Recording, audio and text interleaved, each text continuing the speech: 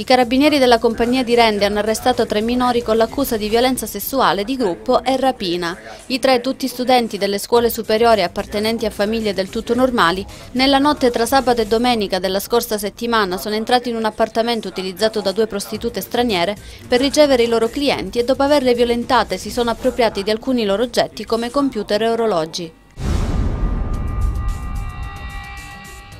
La scorsa notte sono sbarcate 58 persone sulle coste reggine. Si tratta di 27 uomini, 16 donne e 15 bambini di presunta nazionalità afghana, palestinese ed iraniana. Lo scafista ha fatto perdere le sue tracce tuffandosi in mare e raggiungendo la riva. La Guardia Costiera ha condotto l'unità del porto di Roccella Ionica.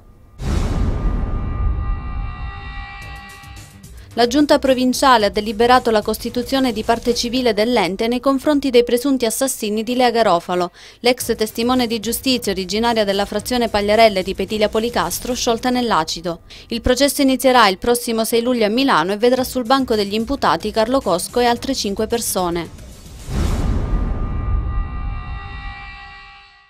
La polizia ha scoperto un bunker in casa di Angela Giampà, moglie di Michele Dattilo, arrestato nei giorni scorsi perché ritenuto responsabile dell'omicidio di Giovanni Villella, ucciso il 4 giugno scorso alla Mezzia Terme. Il bunker pare essere servito a Dattilo nel periodo tra gli anni 70 e 80 in cui è stato latitante.